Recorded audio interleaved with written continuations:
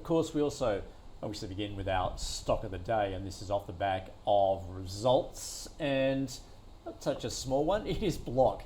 Now, it is planning to sack 40% of its workforce, that's around 4,000 people, as it restructures its operations around AI tools.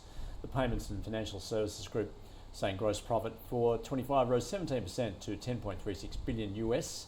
Gross profit up 24% over the quarter to 2.87 billion US dollars. Reported adjusted EPS per share of 65 cents, in line with estimates for the December quarter. Over the quarter, it delivered strong growth in lending, with its cash app Borrow origination value up more than fourfold. It has raised its guidance for full year gross profit to 12.2 billion US dollars. So, as we can see, very impressive gains as far as Block is concerned.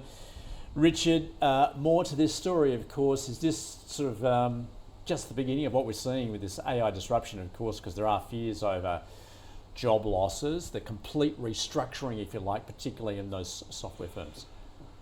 Oh, definitely. I mean, Amazon kicked it off, but we are a small cap sort of the call, and we're starting off with a pretty big company, but yeah. I would say that it's a big company that has almost as much, if not more, uncertainty than a lot of the stocks we cover. And I think it's definitely what we're seeing. Like, it's analogous to WiseTech, isn't it, Andrew? Like, you know, this kind of sugar hit that they're trying to get from cost cutting, that does indicate kind of a lack of or a lack of ideas about growth. And certainly, like, you know, companies try their first step is to buy back, and then the bigger call from management is these drastic cost cutting kind of initiatives. And like, if they work, they really work, but if they don't, they kind of gut the company and gut morale.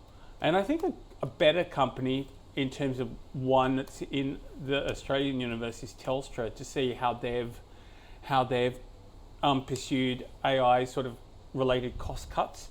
And I think that stock has really done a lot better. And it's kind of like, but it does emphasize for us the importance of what you pay. So Telstra at $5, 4% yield is not as good as Telstra at $4, 5% yield.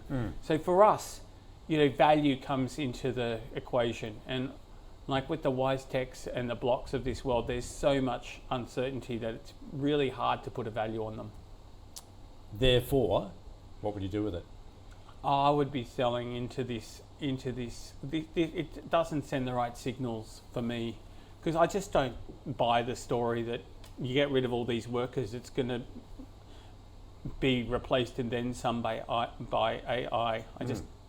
It's just often investing comes down to common sense and how you feel, like, without actually having looked, you know, like, we don't cover Block. Yeah. Luke won't, but it just doesn't seem to ring true. It seems desperation. All I right, don't Luke, like desperation. No, not as a stock picker, do you? So, Luke, what do you think? I mean, certainly they talk about those AI efficiencies this brings to bear. Is it just a sugar hit? Look, probably not. I'm a bit more of a believer in the efficiencies AI can drive, to the extent of, you know, cutting 40% of your workforce. I tend to be, you know, lean more on Rich's side there. That seems a bit excessive, but no doubt, I think the examples of Telstra, the bank, some of the large enterprises on the ASX will be big beneficiaries as they, you know, sort of attack their cost bases. I'll say a hold for the program, Andrew. Rich is completely right. It's not a stock I'm looking at every day, but I think it was a good selection for stock of the day, even for a small cap show, just given, you know, more of that general topic on AI and what it means for these businesses.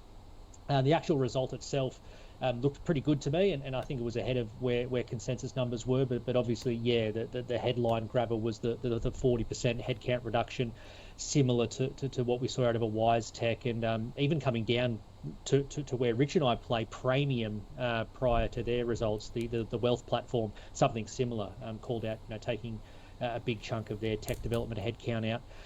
I had a tweet on X before, Andrew, and I sort of, you know, made a meme saying that I think the buzzword will be around AI efficiencies, but realistically, what I think you're seeing is these large enterprises just attacking bloated cost bases, particularly in a post-COVID world, and these tech behemoths in particular.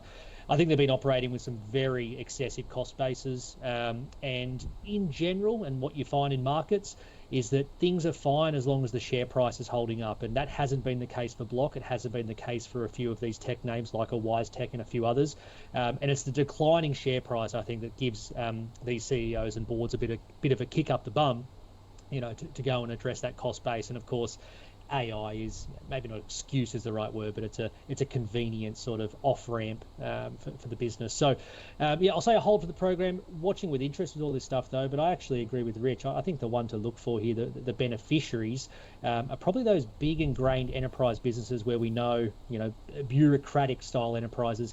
There's going to be a lot of fat in those cost bases that can come out, and AI looks like it'll be a genuine benefit for them. So hold on Block, but pretty bullish on the potential for AI and sort of making these businesses more efficient. Okay, so that is a hold and a sell for Block, and no doubt AI disruption, that is going to be an underlying theme of the stocks that we're getting across today.